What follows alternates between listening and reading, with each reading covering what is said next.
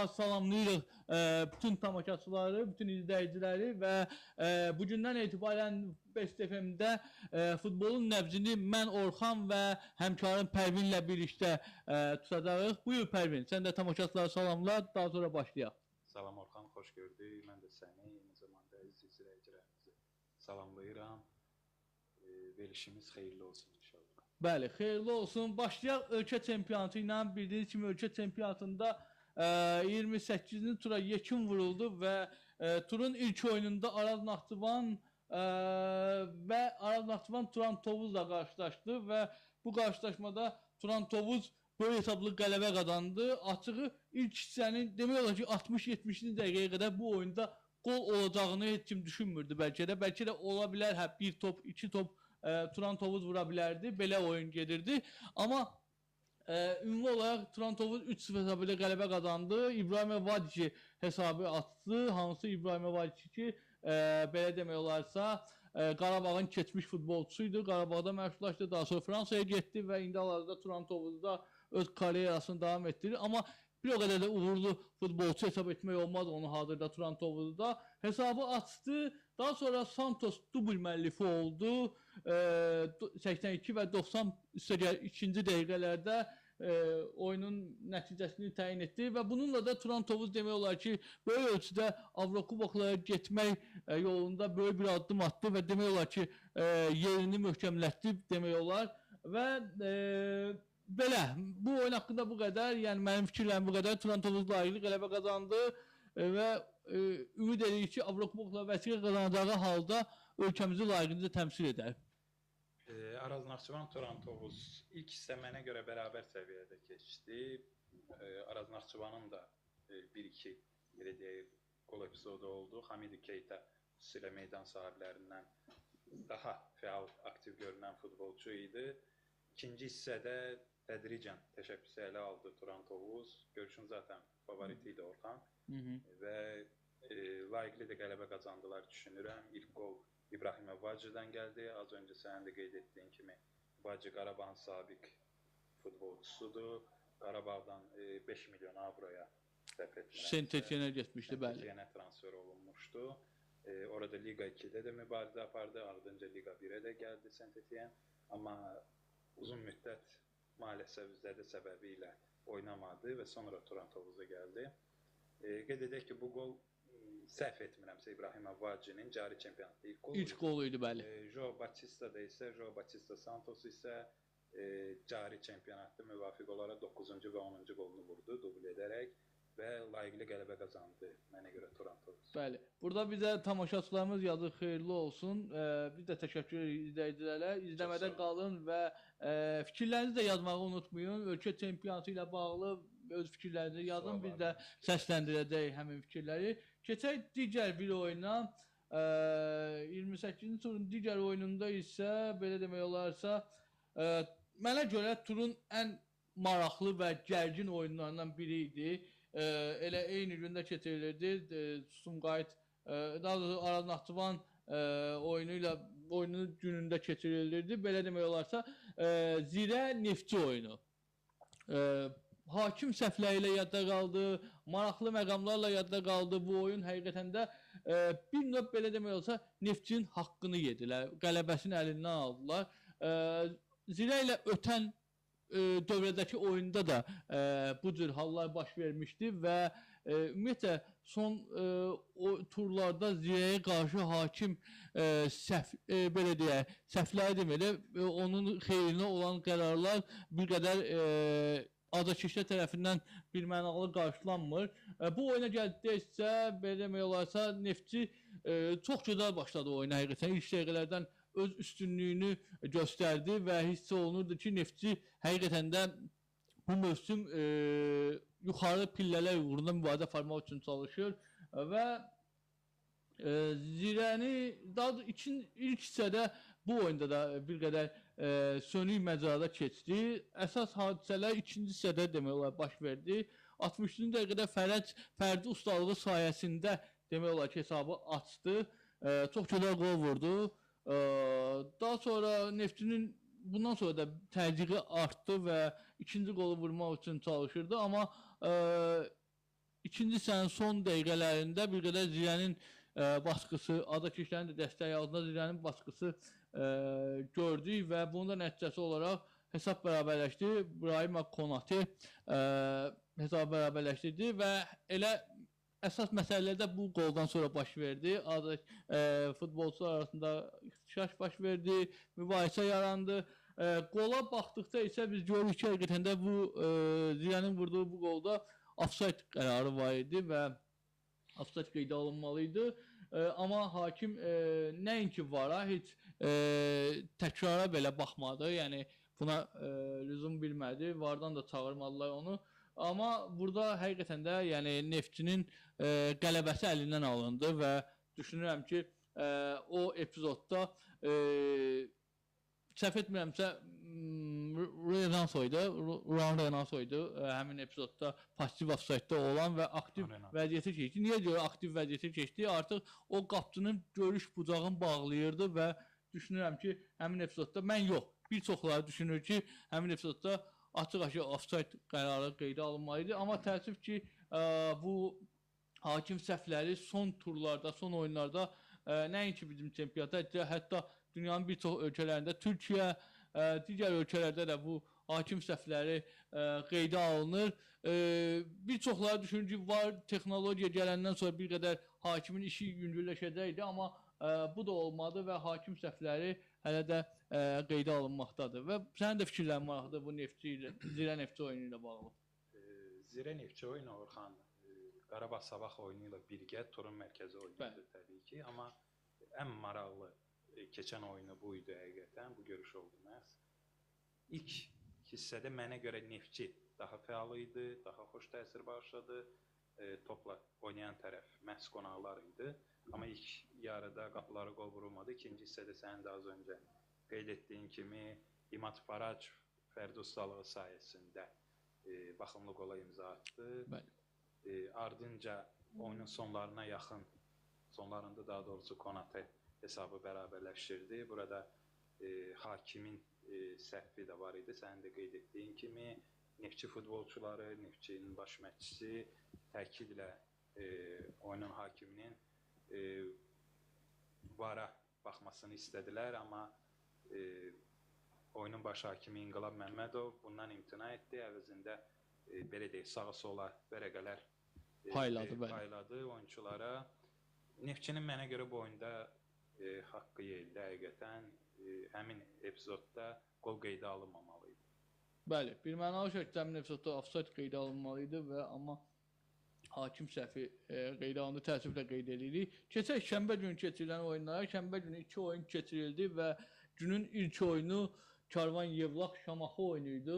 Karvan Yevlax biz müzakirələrimizdə həmişə qeyd edirik, açıq ofsayd-dirdi, amma bugünkü durumda belə demək olarsa artıq Karvan Yevlax da ofsayder mövqeyindən qurtulmağa çalışır və bunun üçün artıq 2 turdur qələbə qazanır. Ötən turda qələbə qazandı, bu turda qələbə qazandı və bu da onu göstərir ki, ən azından öz yaxın izləyicilər, yaxın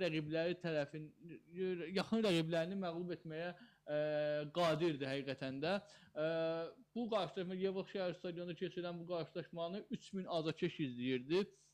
Hər zaman Karvan Yevlaxın oyunlarına da kifayət qədər azarkeş gəlir və açığı oyundan əvvəl müzakirə eləsəydik, mən düşünərdim ki, Şamaxı daha yaxşı formadadır, yaxşı heyəti var, favorit sayılırdı, bəli, amma son turlarda Şamaxıda da bir qədər eniş var. Bəlkə də burada baş məşqçi Ayxan Abbasovun mövsümün sonunda komandadan gedəcəyini bilirlər futbolçular, bu da təsir edə bilər, təsirini göstərə bilər.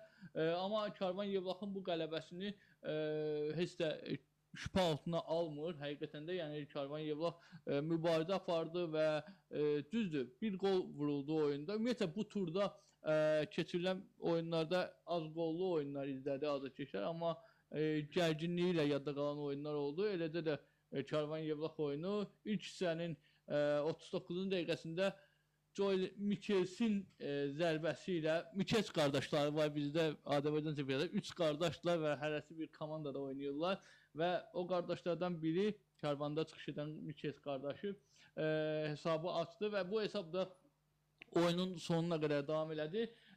Bir növ belə deyək də, mərkəzdə keçən oyun idi. Yəni elə də hər hansı bir komandanın ciddi hücumlarını görmürdük. Yəni orta səviyyədə keçən bir oyun idi və elə də 1-0-da bitəcəyini gözləyirdik bu oyunun. Elə belə də qutardı. Uğurlar arzulayır hər iki komandaya. Şamaxı onsuz da Şamaxının belə demək olar itirləsi heç nəyi yoxdur. Sadəcə olaraq çıxır mövsümü başa vurmaq üçün oyunlarını keçirdilər. Yəni nə Avrokubokla uğrunda müvadə var, nə də düşmə təhlükəsi var. Ona görə də düşünürəm ki, Karvan Yevlaxa bu oyunda qələbə daha çox vacib idi və onu da əldə etdi. Bərabər səviyyədə keçən oyunun müqəddəratını belə deyək, bir qol həll etdi. O qol da meydan sahiblərinə gəldi. Əslində hesabı Şamaxı açmışdı. Sadəcə ilk hissənin əvvəllərində Karim Rossi'nin, Şamaxının əsas qol silahı Karim Rossi'nin qolu qeydə alınmadı. Ardınca sən də qeyd etdiyin kimi 39-cu dəqiqədə Michels fərqləndi və bu qol görüşdə yeganə qol oldu. Kərvana qələbə gətirdi. Bu qələbə qeyd edək ki, ardıcıl Kərvanın qazandığı ikinci qələbədir. Bundan öncəki oyunda Kərvan öz meydanında Kəpəzi 4-1 hesabı ilə məğlub etmişdi. Bəli. Belə, sənin də fikirlərini aldıq bu ilə bağlı. Bu oyunla bağlı mən istəyərdim izləyicilər də öz fikirlərini bildirsin. Bizim çempionatla bağlı hansı komandaya da şey edirlər, ümumiyyətlə çempionatımızın səviyyəsini hansı səviyyədə, hansı dərəcədə görürlər, yəni bu barədə də fikirlərini bildirsinlər. Şənbə günü keçirilən digər oyun isə turun mərkəzi oyunuydu. Çempionluq uğrunda yarışan komandaların oyunuydu. Birinci, ikinci yerdə olan. Təbii ki, Sabah hazırda çempionatımızın lideridir və Qarabağla oyuna da lider kimi çıxmışdı. 10 xal üstünlüklə çıxmışdı bu oyuna. Qarabağ Sabah oyununda bu mövsümün azarkeş rekordu qeydə alındı. Son 10 ildə ən çox çempionat oyununa gələn ən çox azarkeş sayı qeydə alındı. 17.338 azarkeş bu oyunu Tofiq Bəhramoğlu stadionundan canlı izləyirdi və bu oyunda açığı məndən soruşsan, mən deyərdim ki, bu oyunda Qarabağ qələbə qazanmağa borçlu idi və qələbə qazana bilərdi. Amma Sabah həqiqətən də bu mövsüm çox iddialıdır. Həqiqətən çox çempion olmağa layiqdir və düşünürəm ki, necə demək olar? Yəni, əgər bizim hazırda ən güclü komandamız Qarabağsa, Avropada bizi uğurla təmsil edən Qarabağsa, Sabahın Qarabağa qarşı bu əzimkar oyununu gördükdə düşünmək olar ki, Sabah bizi Avrokuboklarda layiqincə təmsil edə bilər. Çünki Qarabağ da zəif komanda deyil və düşünürəm ki, ona görə də Sabah hazırdır demək olar ki, yəni Avrokuboklarda oynamağa. Ümid edirik uğurlu nəticə əldə edər və bu oyuna gəldikcə oyun kəşfiyyat xarakterli başladı və hər iki komanda bir-birini yaxşı tanıyırdı. Yaxın günlərdə Kubok oyununda qarşılaşmışdılar və bu oyunda da bir-birlərini yaxşı tanıyırdılar və belə demək olarsa penalti zərbəsi oldu. Neçən dəqiqə idi yadımda deyildi. 12-ci dəqiqədə Elçin Məsiyev penalti zərbəsini təyin etdi və topa yaxınlaşan Michels hesabı aça bilmədi və qapıcı Koxaçki dəqiq oynadı, topu qaytardı və bundan sonra çoxları düşünürdü ki, Qarabağ daha çox baskı eləyəcək, daha çox hücum eləyəcək, amma biz bunu görmədik təəssüf ki. 45-ci dəqiqədə Xaybullayev hesabı açdı. O da bir növ Neftçinin İmad Fərəqin qoluna bənzədi hardasa. Fərdi ustalığı sayəsində yıxılan yerdə zərbə vurdu və hesabı açdı. Düşünmək olar ki, ikinci hissədə Qarabağ daha təcili oyun nümayiş etdirdi. Amma hazırda Qarabağda mən bir qədər sonra mətbuat konfransı ilə bağlı da Qurban müəllimin də fikirləri ilə bağlı fikirlərimi bildirəcəm. Özüm də iştirak eləmişdim həmin mətbuat konfransında, oyunda da iştirak eləmişdim. Belə demək olarsa, ikinci hissə başlayan kimi Xaybullayev qəhrəmandan anti qəhrəmana çevrilə bilərdi və qırmızı vərəq aldı birbaşa. Mən düşünürəm orada %100 qırmızı vərəqə var idi və mən bu oyunda hakim səhvi harda gördüm? Bir tək oyunun son dəqiqələrində Michelslə Mateus Silva'nın epizodunda Michelsə dirsək zərbəsi vurdu. Hazırda Sabah rəhbərliyi də açıqlama verib ki, Michelsin üz sümüyü qırılıbdır və bu zərbədən sonra həmin epizodda Mateus Silva'nın sarı vərəqəsi var idi. İkinci sarı vərəqədən qırmızı vərəqə ola bilərdi. Amma bunu hakim görmədi və bu xırda səhv kimi bəlkə də Sabah məğlub olsaydı bunu böyüdə bilərdilər təbii ki, amma qələbə qazandığına görə bu epizodun üzərində çox getmədilər. Belə, yəni Qarabağ 10 nəfər qalan Sabaha qarşı mən düşünürdüm daha təzyiqli oyun nümayiş etdirə, daha bir qədər Addayinin meydana daxil olmasından sonra müəyyən üstünlüyü gözə çarpdı Qarabağın, amma bu da bir bəhrəsini vermədi və Qarabağ məğlub oldu Sabaha və bu qələbədən sonra 90% Sabah çempionluğu təmin etmiş kimi sayılır. 13 az deyil və düşünürəm ki, sona da 4 tur qalıbdı. 5 tur qalıb. 5 tur qalıb və bu 5 turda qazanacağı bir xal belə, növbəti qələbə belə Sabahı çempion edə bilər, rəsmiləşdirə bilər. Buyur, sən də fikirlər bildir, daha sonra mətbuat konfransı ilə bağlı fikirlərini bildirəcəm. Qarabağ Sabah bu komandaların bu mövsüm artıq 4-cü qarşılaşması oldu. 3 oyun ölkə çempionatına təsadüf etdi, digəri ölkə kubokunda oldu. Qarabağ artıq bu 4 oyunun heç birində hələ ki Sabahı məğlub etməyib. Düzdür, cavab qarşılaşması var, kubok matçı. Bu oyun barədə də danışacağıq Orxanla. Bəli. Oyun kəşfiyyat xarakterli idi, oyunun əvvəlləri razıyam, amma 13-cü dəqiqədə artıq Sabah hesabda önə çıxa bilərdi. Hakim Elçin Məsiyevin təyin etdiyi penalti. Mən də %100 penalti idi, doğru qərar idi. Tamamilə doğru qərar idi. Jolens Mikels Kohalski'na dueldən məğlub ayrıldı. Ardınca fasiləyə bir dəqiqə qalmış Abdullah Haybullayev, sən də qeyd etdiyin kimi Faracın qoluna bənzər qola imza atdı, fərqləndi. Baxımlı qol alındı. İkinci hissənin başlanğıcında Haybullayev qırmızı vərəqə aldı.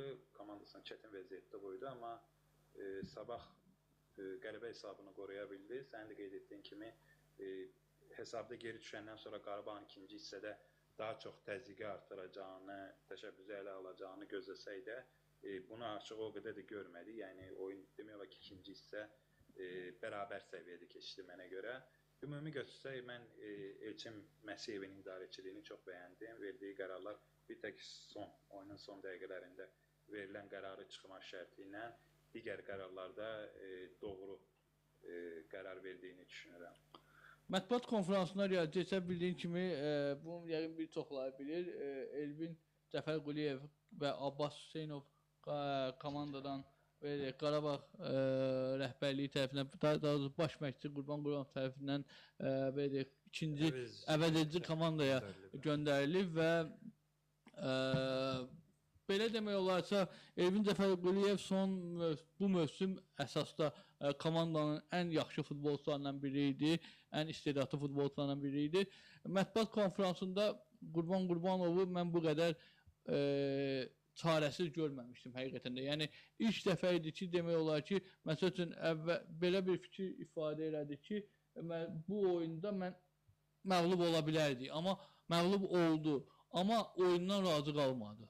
Yəni qələbə qazansaydıq belədir, mən yenə də oyundan razı qalmayacaqdım. Yəni hazırda Qarabağın oyun sistemi bir növ özünə bənzəmir. Bunu Qurban Qurbanov da təsdiqlədi və bilmirəm nə baş verir komandada, nələr baş verir. Böyle ölçüdə bir çox futbolçuların ağlı başqa klublardadır, getməyi düşünürlər. Bəli, Koxaçkinin gedişi gündəmdədir, digər futbolçuların da gedişi gündəmdədir. Ümumiyyətlə, Qarabağda yeni mövsümdə nələr baş verəcək, bu da həqiqətən maraqlıdır. Elvin Cəfərquliyevlə bağlı fikirləri isə görünür ki, çox böyük bir səhvə yol verib Elvin Cəfərquliyev. Bu, mən düşünürəm ki, bu futbolla bağlı olan bir səhv deyil, şəxsi həyatı ilə bağlı olan bir səhvdir. Çünki biz bilirik ki, Qurban Qurbanov futbolçuların şəxsi həyatlarına belə belə deyək, bir növ müdaxilə etmək kimi yox, amma bir məsləhət kimi verir ki, bunu belə eləmə, belə elə. Yəni mən qədər bu müdaxilələr olur. Təbii ki, yəni əgər sən peşəkar futbolçusansa, baş məşqçi hansı qərarlar qəbul etsin, nələr deyirsən, onu da yerinə yetirməlisən. Buyur, sən də bu mövzu ilə bağlı fikirləri bildir, daha sonra növbəti oyuna keçərik. Baxsan, doğru qeyd etdin Orxan. Qarabağın bir çox futbolçusunun böyük ehtimal düşüncəsi mümkün transferlərlə bağlıdır. Biz bilirik ki, Kohalski hələ yanvarda vətəninə qayıtması barədə söyləntilər gedirdi.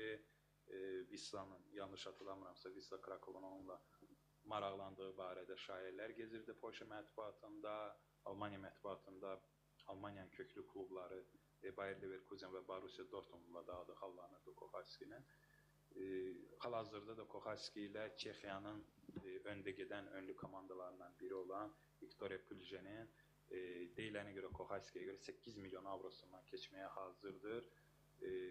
Elvin Cəfərquliyevin mümkün gedişi müzakirə olunur. Zaten mövsüm boyu yüksək səviyyədə çıxış etməklə bir sıra belə deyək də top 5 ölkə klublarının maraq dairəsinə düşüb. Bunlar da müəyyən qədər təbii ki rol oynayır.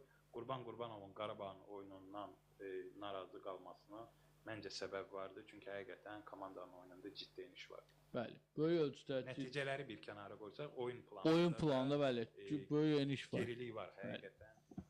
Bu da göz qabağında. Nəticələrə də təsir edir və hazırda çempionluqdan da belə deyək, məhrum olur hazırda Qarabağ və mən belə bu gedişlə ikinciliyin belə əldən getməsi ehtimalı var. Hazırda nəzərə alsaq ki, düzdür, bir oyun ehtiyatda var Qarabağın, amma arxadan Turan Tovuz gəlir. İkinciliyin belə əldən getmə ehtimalı var.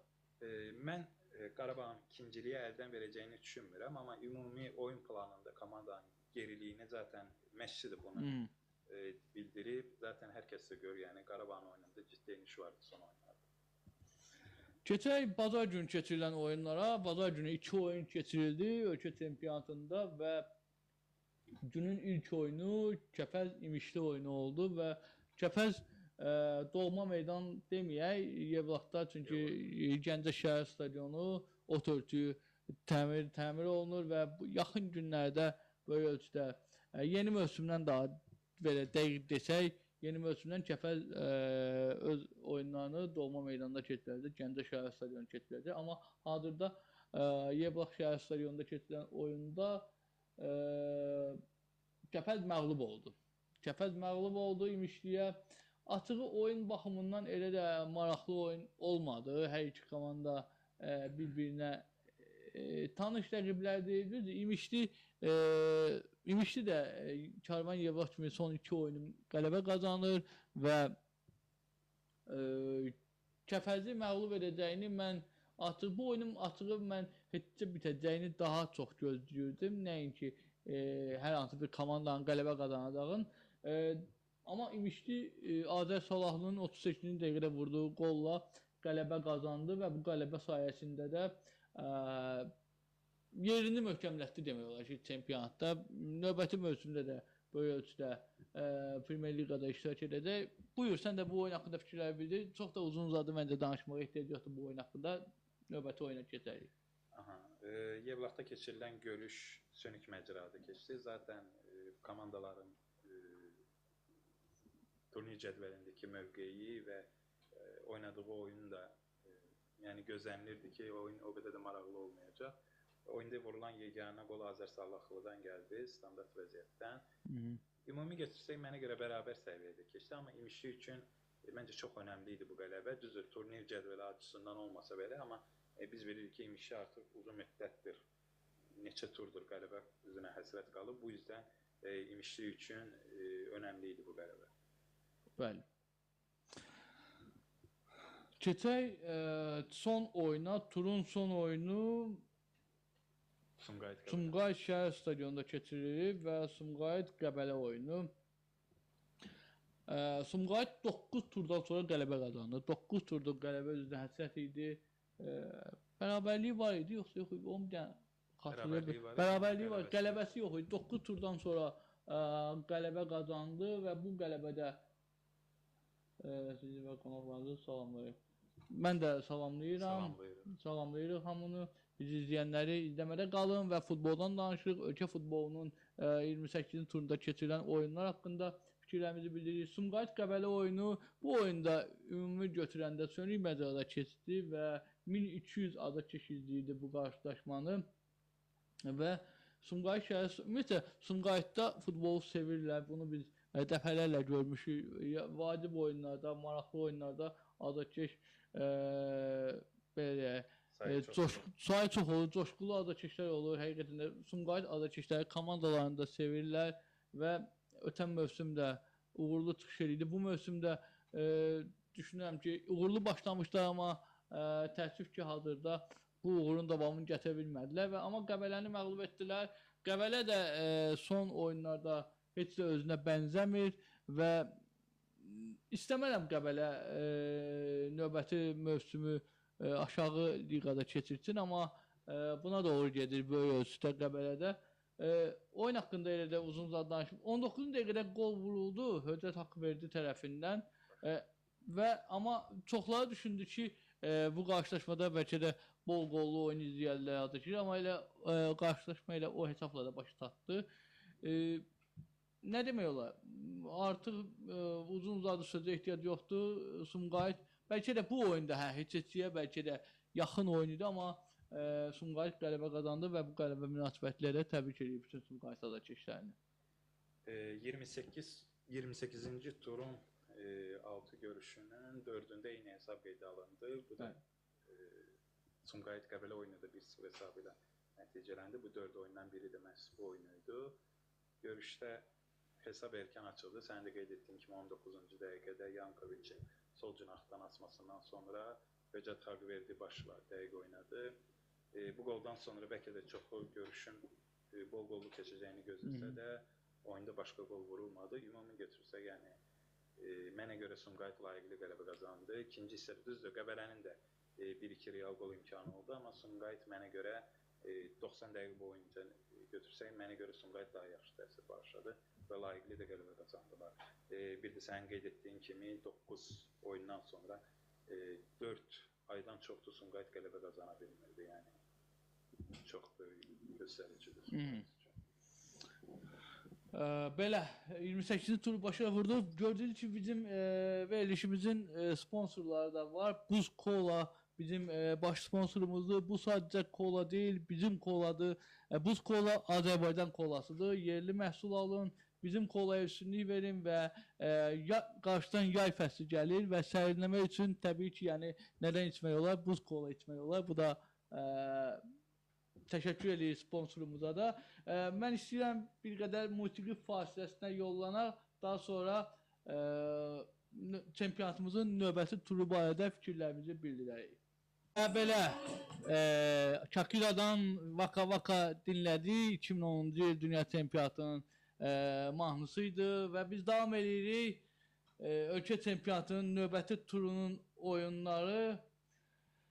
Onları müzakirə edək. 29-cu turda hansı qarşılaşmalar baş tutacaq, bunlar barədə fikirlərimizi bildirək və daha sonra Avropa dünya futbolundan danışacaq. İmişli Sumqayıt oyunu var və bu 29-cu turun ilk oyunudur.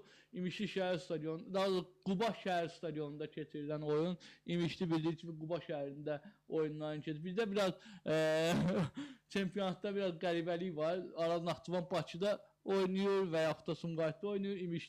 İmişlidə yox, Qubada oynayır. Bunlar biraz maraqlıdır. Həqiqətən də izləyicilər üçün də maraqlı olar bəlkə də. Quba şəhər stadionu Sumqayıtı qəbul edəcək və bu qarşılaşma barədə nə demək olar? İmişli hər iki komanda son turda qələbə qazanıb minimal təbədə. Mən ümumiyyətlə bu turdakı oyunların əksəriyyətini bol qollu gözləyirəm. Nədənsə bilmirəm. Bu qarşılaşmada böyük ölçüdə bərabərlik ola bilər. Təxminim bu yöndədir. Amma qollu bərabərlik o da 2-2 düşünürəm hardasa. 1-1, 2-2 bu hesabları düşünürəm. Amma böyük ölçüdə bərabərlik gözləyirəm bu oyundan. Son turda, 28-ci turda hər iki komanda minimal hesablı qələbə qazandı.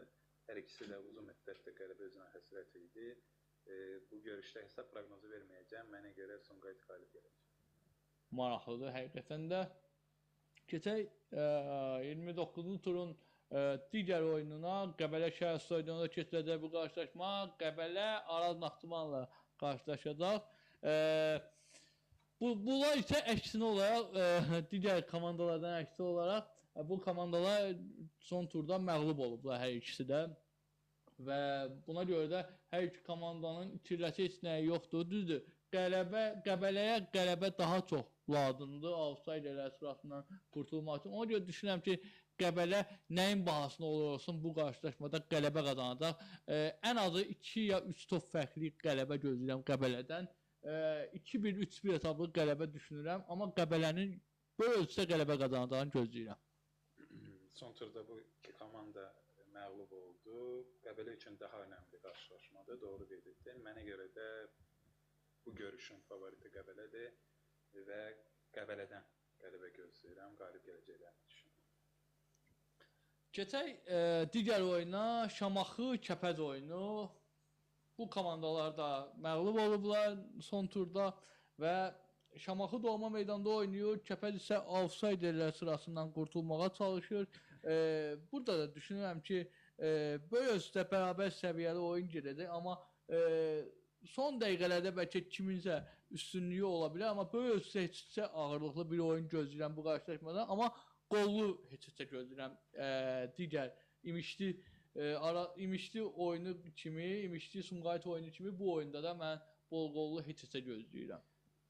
Orxan, Şamaxı üçün turnir cədvəli açısından o qədər də böyük önəm kəsb etmir deyə mən düşünürəm ki, bu görüşün favoriti Kəpəzdir. Kəpəzin qalib gələcəyini düşünürəm bu qarşılaşmada. Turun mərkəzi oyununu sona saxlayıram. Özüm bilin hansı oyunu deyirəm, tamaşaçılar da yəqin bilər bundan sonra. Aslında bu turda 2 maraqlı oyun var. Digər maraqlı oyun isə Turan-Tovuz Zirə oyunudur. Bu komandalar kubokda da qarşılaşacaqlar. Birazdan kubok barəsində danışacağıq. Turan-Tovuz doğma meydanda Tovuz şəhər stadionunda Zirəni qəbul edəcək və hər iki komandaya qələbə hava su kimi lazımdır və düzdür, həftə içi qeyd edelim ki, kubok oyunu var. Həmin oyunun nəticəsindən də çox şey asılıdır çempionatın oyunları. O kubokdan danışanda o barədə danışarıq. Turan-Tovuz Zirə oyununda mən düşünürəm ki, Turan-Tovuz üstündür. Azadkeş baskısı, azadkeş coşqusu məncə Turan-Tovuza əlavə üstünlük verəcək, Zirəni məğlub edəcək və ən azı 2 top fərqli qələbə gözləyirəm Turan-Tovuzdan. Bu oyunun mən də qollu keçəcəyini düşünürəm açıq. Qələbəyə daha yaxın olan tərəf mənə görə də meydan sahibidir Turan-Tovuz. Bəli. Keçək Sabah Karvan Yevlax oyununa. Düzdür, Karvan son 2 turda qələbə qazanır, amma rəqibi hazırda rəqibi Sabahdır, bəli, rəqibi Sabahdır. Sabah böyük ölçüdə Qarabağın bu turda 29-cu da bəli, mümkün xal ikisindən istifadə etməyə çalışıb çempionluğunu rəsmiləşdirə bilər böyük ölçüdə.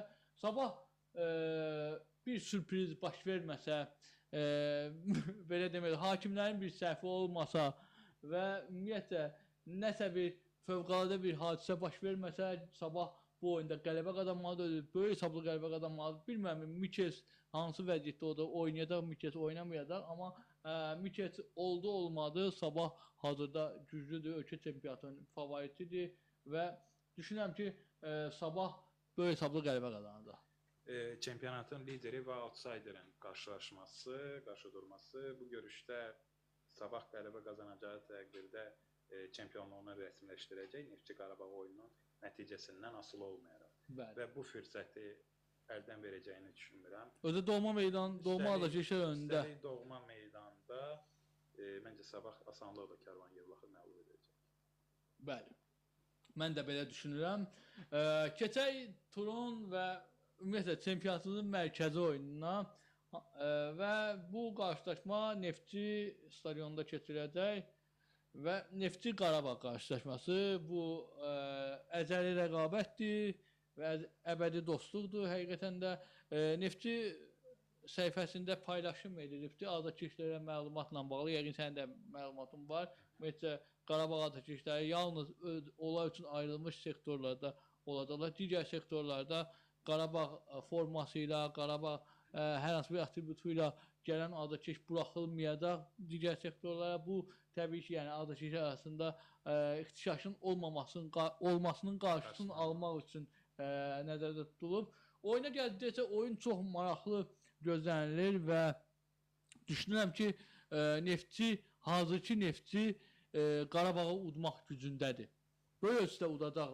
Məncə qələbə qazanacaq Neftçi və düzdür, qeyd elədiyim kimi kubok oyunu da var və Qarabağ kubokda necə qayıdacaq? Yəni bu da yəqin ki, çempionat oyuna təsir edəcək. Amma böyük ölçüdə hazırki Neftçi bu Qarabağı məğlub edə biləcək məncə. Bol qollu oyun gözləyirəm. Qarşılıqlı qolların olacağı və bəlkə də böyük ölçüdə bərabərlik ola bilər. Amma Neftçi bir addım öndədir. Sən də qeyd etdiyin kimi bu görüşdən öncə Qarabağın kubok maçı var. Sabahla oyun çox ağır oynanacaq həm qarşılaşmada. Neftçinin kubokda olmadığını nəzərə alsaq istirahət edəcək təbii ki.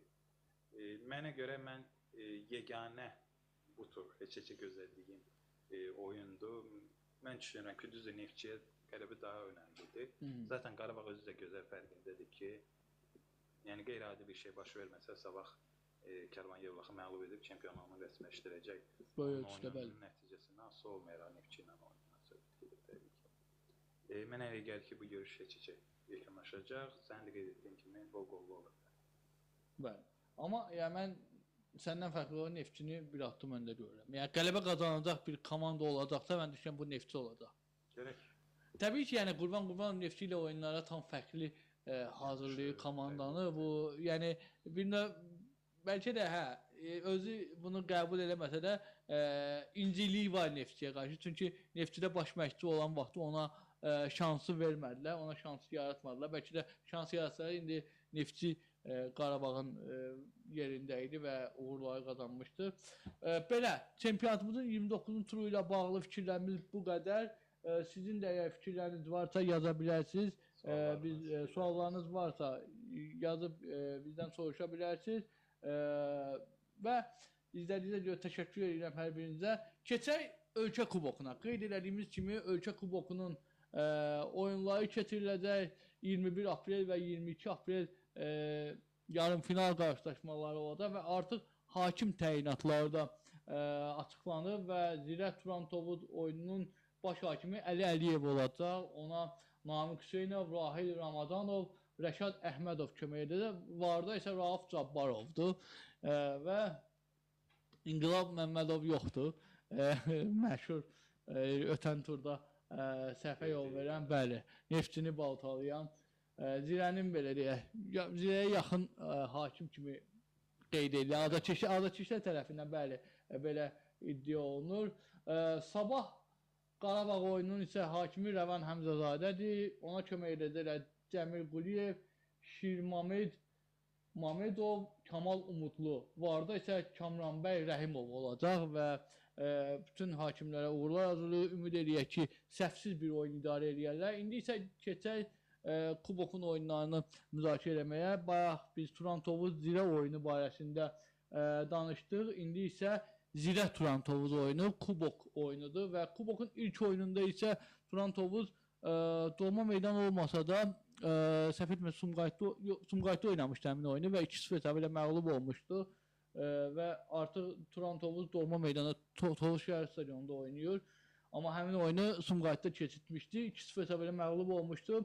Həmin qarşılaşmada da müəyyən səhv qərarlar olmuşdu. Penalti epizodu və qeydə alınmayan penaltilər var idi. Amma bu oyunda Zirə finala daha yaxın kimi görünür. Amma hazırda Turantovuzun belə demək olarsa üçüncülüyü təmin etməsini nəzərə alsaq Zirəni finala daha yaxın görə bilərik. Finala keçəcəyini düşünmək olar. Və belə, yəni bu üstünlüyü məncə əldən verməyəcək. Böyük ölçüdə Turantovuz qələbə qazansa belə bir topluq qələbə olacaq bu oyunda və böyük ölçüdə heç gözləyirəm bu yarım final oyunundan. Sabah Qarabağ oyununa gələcəksə, Sabah Qarabağ oyununun ilk oyunu 2-2 hesabı ilə başa çatıb. Bu oyunda gərgin mübarizə şəraitində keçəcəyini gözləyirəm. Bank Respublikalarında keçiriləcək qarşılaşma. Məncə Qarabağ artıq bu mövsüm Sabaha məğlub etməlidir deyə düşünürəm. Yəni düzdür, yəni Sabah qızıl dubl eləmək üçün də alışıb yanır. Həqiqətən də Sabah rəhbərliyi, Sabah komandası, futbolçular, təbii ki, yəni hər bir komanda hər iki titulu qazanmaq istəyər. Bu kim istəməz ki? Amma düşünürəm ki, bu qarşılaşmada nəyin bahasına olsun, uzatmalar olsun, penaltilər olsun, mən düşünürəm ki, Qarabağ Sabahı axır ki məğlub edə biləcək və finala adını yazdıracaq.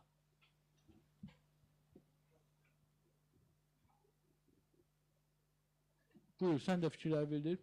Zira Turantovuz ilk oyundan sonra zaten böyük ölçüdə hansı komandanın finala çıxacağı bəllidir. Mənə görə də növbəti mərhələyə adlayan tərəf Zira olacaq. Proqnoz olaraq soruşsansa, mənim təxminim bu oyunda elçəcədir. Keçək digər oyuna Sabah Qarabağ, sən qeyd etdin ki, Qarabağın finala çıxma ehtimalını daha yüksək görsən. Məncə də elədir, amma mənə görə 90 dəqiqə boyu Qarabağ yenə sanki Sabahı məğlub edə bilməyəcək. Əlavə vaxtda və yaxud penalti seriyasında məğlub edib finala çıxacaq mənə görə. Keçək ölkə futbolu ilə bağlı bu qədər. Keçək istəyərdim Avropa futbolundan danışaq. Çempionat oyunları keçirilib. Həm hətta Çempionlar Liqasının artıq yarım final cütləri də məlumdur. Bunlar barəsində qısaca fikirlərimizi bildirək. Daha sonra Avropanın top 5 çempionatları barədə, ən maraqlı oyunlar barədə fikirlərimizi bildirərik. Yarımfinal cütləri artıq bəllidir. PSG, Bavariya, Atletico Madrid, Arsenal cütləri. Bu 4 komanda artıq qalıbdır. Sənin fikirlərin maraqlıdır. Ümumiyyətlə, finalda hansı komandaları görürsən və hansı komandaların şansını daha yüksək dəyərləndirirsən? Biz 4-1 final maçlarının keçirilməzdən öncə zaten bu barədə danışmışdıq. Mən düşündüyüm komandalar zaten Atletico Madrid'e çıxma şərti ilə digər komandalar yarım finala vəsiqə qazandılar. PSG-nin Liverpool səttini keçəcəyini düşünürdüm. Belə də oldu. Çünki Liverpool'un bu mövsüm zaten həm ölkə çempionatında, eyni zamanda Çempionlar Liqasındakı nəticələri qənaətbəxş deyil. Böyük ölçüdə mövsüm sonunda klubun Niderlandlı çalışdırıcısı Arne Slot'la yollar ayrılacaq və İngiltərə mətbuatında yayılan məlumatlara görə klubu Xabi Alonso çalışdıracaq. Böyük ehtimal belə olacaq. Digər oyun Bavariya Real oyunu barədə də biz sənə müzakirə edərkən cütün favoriti olaraq mən növbəti mərhələyə adlayan tərəfin Bavariyanın olacağını qeyd etmişdim. Belə də oldu. Bavariya hər iki görüşdə məğlub etdi. Həm Santiago Bernabeu'da 2-1 hesabı ilə, eyni zamanda Münhendə keçirilən qarşılaşmada da 4-3 hesabı ilə qələbə qazandılar. Düzdür, burada müəyyən qədər Kamavinganın meydandan atılması da bəlkə də rol oynadı. Çünki oraya kimi Real Madrid hesabda öndə idi 3-2 hesabı ilə, amma sonlara yaxın artıq gördük ki, Real Madrid müdafiədə boşluqlar buraxır və bu boşluqlardan da Luis Diaz və Olise maksimum yararlanaraq komandalarına qələbə qazandırdılar. Keçək digər oyuna Atletico Madrid-Barcelona. Bu cütdə mənim favoritim açığı Barcelona idi, amma bu oyun məni sanki, sən də yəqin izləmişdin həmin qarşılaşmaları, Galatasaray-Juventus oyununu xatırlatdı. Həmin oyunda da Juventus hər iki qarşılaşmada, həm İstanbuldakı, eyni zamanda İtaliyada Juventus stadiumda keçirilən qarşılaşmada qırmızı vərəqə almışdı Juventus futbolçuları. Bu da təbii ki, böyük ölçüdə oyunun nəticəsinə sirayət etmişdi, təsir etmişdi. Bu görüşdə də belə oldu. Barcelona ilk oyunda da bir futbolcusu qırmızı aldı. Nəticədə Barcelona 0-2 hesabı ilə məğlub oldu.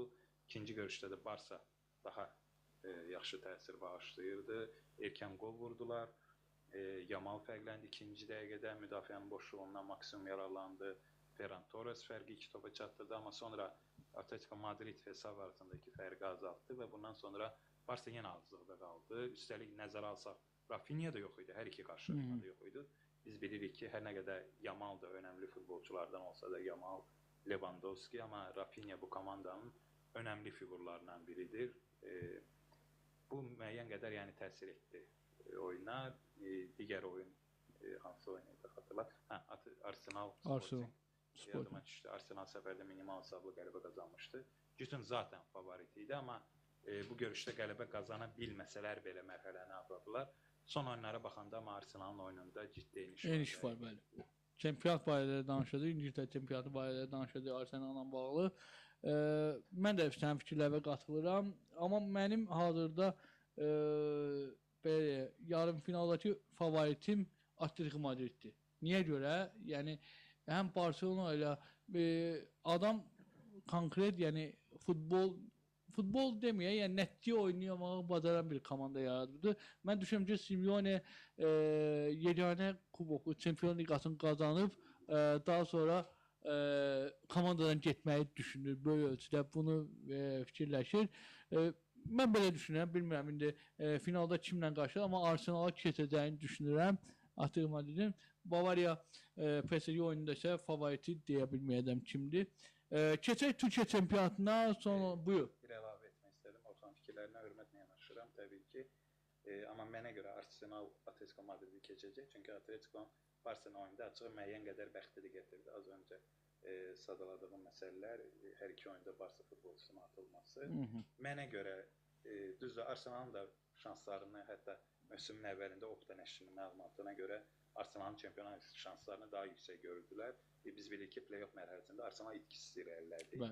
Bütün oyunlarında qələbə qazandı hər 7 oyunun, bütün keçirdiyi 7 oyunda. Üstəlik də Bavariyanı da məğlub etmişdi. Turnirin əsas favoritlərindən biri Bavariyanı da 3-1 hesabı ilə məğlub etmişdilər. Amma mənə görə çempionatın qalibi ən çox şans PSG Bavariya. Məhz bu cütdən kim qalib ayrılsa, böyük ölçüdə favorit müəyyən qədər mənə görə Bavariyadır mənim üçün. Məhz bu cütün qalibi sonunda çempionat qalibi olacaq mənə görə. Belə. Təşəkkür edirəm fikirlərə görə. Keçək Türkiyə çempionatına. Türkiyə çempionatında favoritlər Fənərbağça və Qalatasaray növbəti oyunlarını keçirdilər. Fənərbağça 10 nəfər mübarizə aparan Rizespora qarşı son dəqiqələrdə buraxdığı qolla 2 xal itirdi, belə demək olarsa. Və Qalatasaray isə əksinə Gənclər Birliyini 2-1 hesabı ilə məğlub etdi. Hər iki oyunda hakim səhvləri olsa, belə demək olarsa, Türkiyə çempionatında davamlı olaraq hər bir oyunda hakim səhvləri olur. Amma Fənərbağça tərəfi iddia edir ki, son dəqiqələrdəki o qapçıya qarşı olan cərimə zərbəsi qeydə alınmamalı idi. Cərimə zərbəsi yox idi, amma qeydə alındı və qol oldu.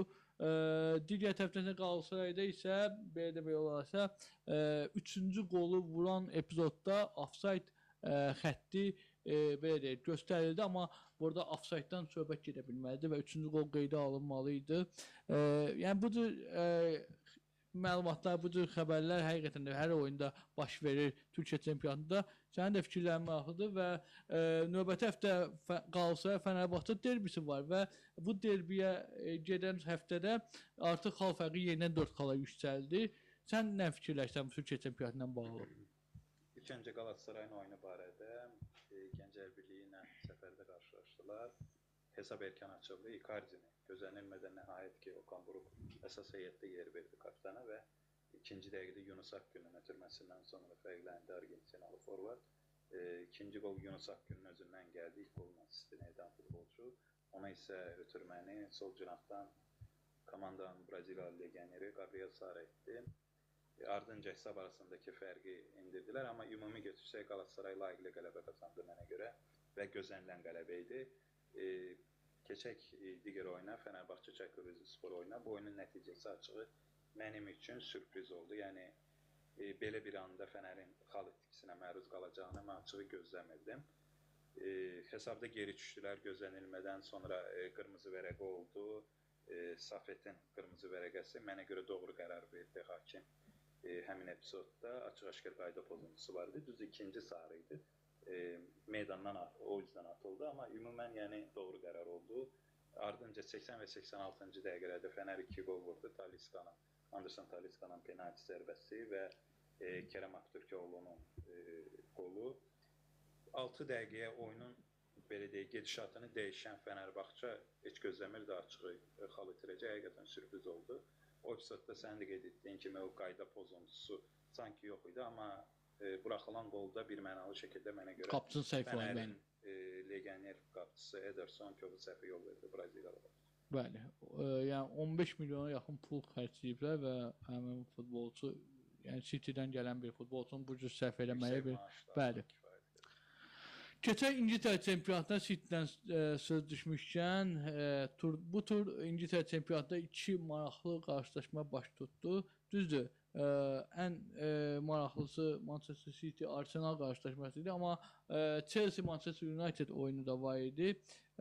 Təbii ki, yəni bu Chelsea Manchester United oyununa gəldikdə ilk olaraq bu oyun haqqında danışaq.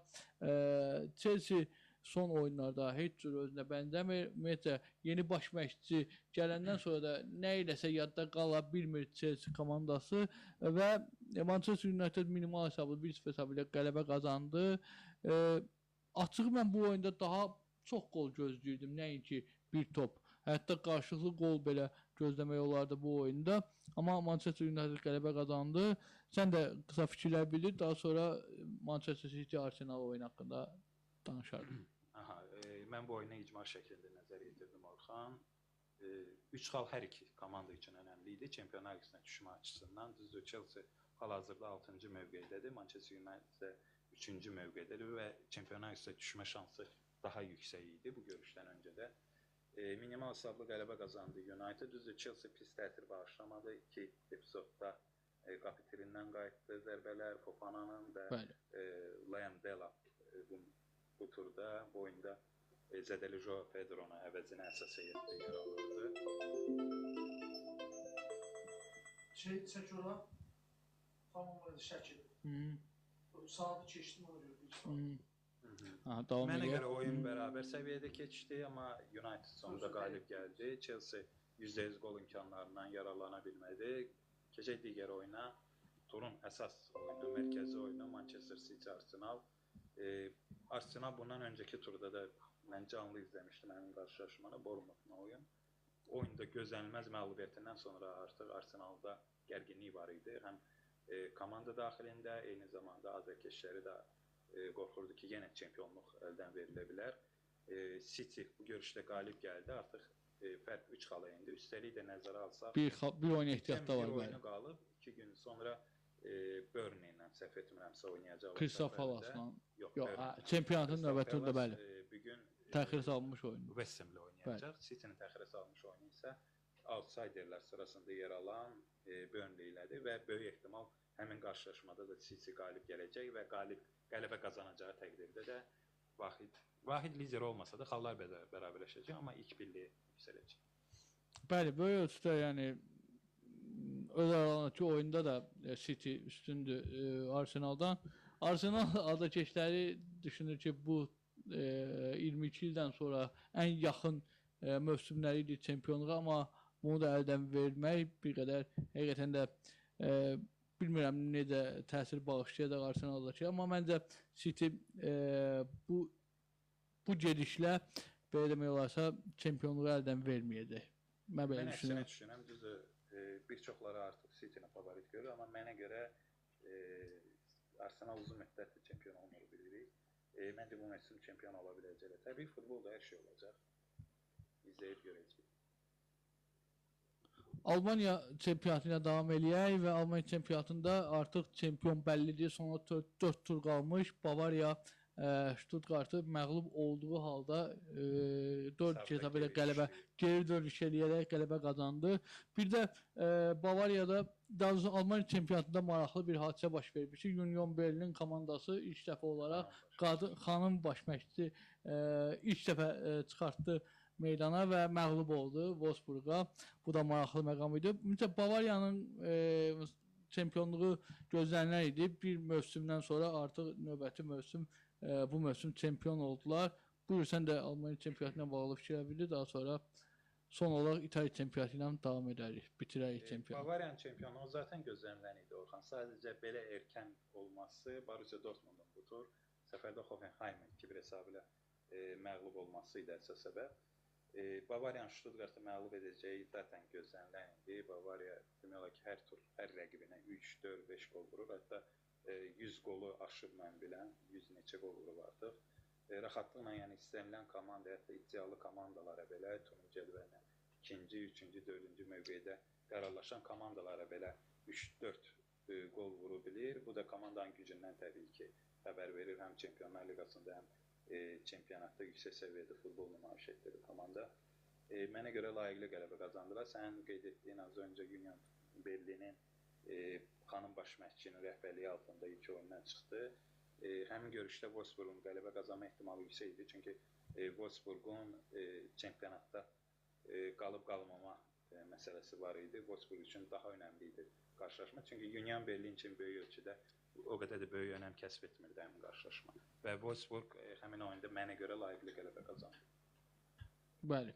Almanya çempionatından bağlı bu qədər. Son olaraq İtaliya çempionatı, sənin sevimli çempionatın barədə fikirlərimizi bildirək. Daha sonra sağollaşarıq. Bu turda favoritlər demək olar ki, qələbə qazandı. Yeganə qələbə qazana bilməyən komanda Napoli idi. Lazio'ya doğma meydanda məğlub oldu. Bu da mənə görə gözlənilməz bir nəticə hesab eləmək olar. Doğma meydanda Napoli'nin məğlub olacağını gözləmirdim açığı. Milan qələbə qazandı. Verona səfərindən qələbə ilə qayıtdı. Inter Cagliari'ni 3-0 hesab ilə məğlub etdi və Roma Atalanta oyunu bəlkə turunda mərkəzi oyunu saymaq olardı bunu və bir-bir hesab bərabərliklə başlatdı. Buyur, sənin fikirlərin maraqlıdır. Juventus da qələbə qazandı. Bu arada sənin azarkeşin olduğu komanda. Tura Milan şəhərində start verildi. 5-ci gün keçirilən Inter Milan Cagliari qarşılaşması ilə bu görüşdə favorit təbii ki meydan sahibləri hesab olurdu. Gözləntiləri də qarşıladı komanda 3-0 hesablı inamlı qələbə qazandı. Zaten böyük ölçüdə artıq qeyri-adi bir şey baş verməsə Inter çempionluğunu bir neçə turdan sonra rəsmiləşdirəcək mənə görə. Milan səfərdə minimal hesablı qələbə qazandı. Artıq 2 məğlubiyyətdən sonra Verona'ya minimal hesabla qalib gəldilər. Adrian Rabiot'un yeganə qolu sayəsində. Napoli'nin sən az öncə vurğuladın. Lazio'ya doğma meydanda 0-2 hesab ilə məğlub olması turun sensasiyalı nəticəsi olaraq qələmə vermək olar həmin qarşılaşmanı. Juventus Bologna oyunu canlı izlədiyim qarşılaşma. Bu oyun bir dəqiqəlik sükutla oldu. Biz bilirik ki, komandanın sabiq qapıçısı Avstriyalı, Arsenal və Juventus'un sabiq qapıçısı Alex Maniger bir neçə gün öncə qəzaya uğrayaraq dünyasını dəyişmişdi. Görüş ikisi də Juventus oyunu müqəddəratını 2 qolla həll etdi. İkinci dəqiqədə Jonathan David fərqləndi, başdan fərqləndi. Kalulu'nun sağ cinahdan asmasından sonra ikinci qolda başdan vuruldu. Burada isə Thuram dəqiq oynadı. Ümumi göstərsə 90 dəqiqə boyunca oyuna diktə edən tərəf, dominantlıq edən tərəf Juve idi. Layiqli qələbə qazandılar. Sən qeyd etmədin, turun digər mərkəzi oyunu kimi də vurğulamaq olar bunu. Roma Atalanta, Roma'da Çempionlar Liqasına vəsiqə qazanma uğrunda mübarizə aparır. Bu görüşdə qeydə alınan keçəcək əslində Juventus'un işinə yaradı. 1-1 hesabı qeydə alındı həmin qarşılaşmada və Como, bu komandada Juventus'un əsas rəqiblərindən biridir. İlk dövlülük uğrunda mübarizə aparırlar. Como Inter'ə ötən tur 3-4 hesab ilə doğma meydanda məğlub olduqdan sonra bu turda da Sassuolo 2-1 hesab ilə məğlub oldu. Son olaraq Avropa futbolu ilə bağlı İspaniya Kral Kubokunda qalib məlum oldu. Finalda Atletico Madrid ilə Real Sociedad qarşılaşdı və oyunun 90 və əlavə dəqiqə, əlavə yarım saat 2 etapı bərabərliklə başlatdı və penalti zərbələrində daha dəqiq olan Sociedad qələbə qazandı. Bəlkə də bir çoxları Atletico Madridi favorit görürdü bu qarşılaşmada, amma Sociedad mövsümdə ilk titulunu qazandı. Favorit olaraq təbii ki Atletico Madrid göstərilirdi. Atletico Madridin sonda kuboka sahib çıxacağı gözlənsə də Sociedad sonda qələbəni əldə etdi. Oyuna baxanda da bərabər səviyyədə oyun oldu. Penalti seriyasında sadəcə Sociedad belə deyil, daha yaxşı oynadı və kuboka sahib. Loteriya demək olar da, penalti zərbələrinin loteriyadır və bu loteriyada Sociedad daha dəqiq oynadı. Belə əziz izləyicilər, bizdən bugünlük bu qədər və salamlayanlar var bizi, biz də salamlayırıq hər kəsi, bizi izləyənləri. İnşallah ki, gələn həftə birinci gün futbolun nəbzini bizimlə tutun. Bizim baş sponsorumuz Buz Koladır. Bu sadəcə kola deyil, bu bizim koladır. Yerli kola üçün qarşıdan yay da gəlir, yay fəslində Buz Kola ilə sərinləyin. Özünüzə yaxşı baxın, futbolun nəbzini bizim futbola tutun. Sağ olun.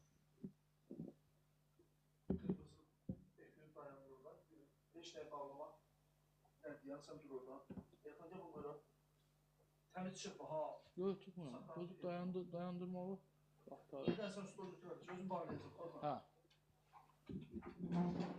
Qoyun da səsi bağlayayım da yoxsa yox.